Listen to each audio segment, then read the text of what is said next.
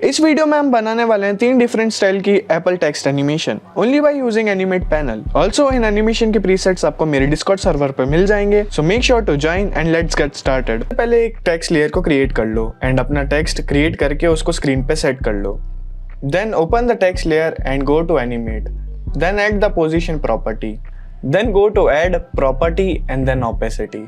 Now इस position property की y axis को 100 पे सेट कर दो एंड ओपेसिटी को 0 पे। अब रेंज सेलेक्टर को ओपन करके ऑफसेट के 2 की फ्रेम्स लगाओ 0 to 100। इसके बाद एडवांस को ओपन करो एंड ईज हाई को 20 पे एंड ईज लो को 100 पे सेट कर दो एंड बेस डाउन को कैरेक्टर से वर्ड्स पे सेलेक्ट कर दो एंड दोनों की फ्रेम्स को सेलेक्ट करने के बाद ये वाला ग्राफ अप्लाई कर दो और इस तरह हमारा फर्स्ट एनिमेशन कंप्लीट होता है। ऑल्सो तुम इसकी पोजीशन प्रॉपर्टी को थोड़ा ट्वीक करके इस तरह के और भी एनिमेशंस बना सकते हो।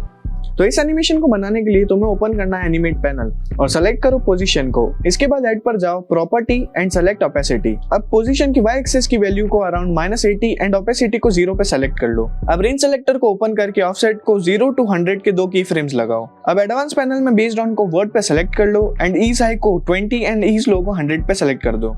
अब अगेन ऐड पर जाओ सेलेक्टर एंड एक्सप्रेशन।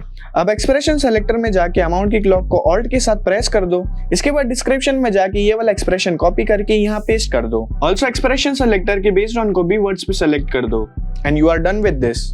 इस एनिमेशन को बनाने के लिए एनिमेट पैनल को ओपन करो and select position, then go to add property and opacity. अब पोजीशन की वैल्यू को 100 एंड ओपेसिटी की वैल्यू को 0 पे सेट कर दो। अब ऑफसेट के 2 की फ्रेम्स लगाओ -100 to 100। अब एडवांस में जाओ, ईज हाई को 50 एंड ईज लो को 100 पर सेट कर दो। Then go to shape and उसको रैंप अप कर दो।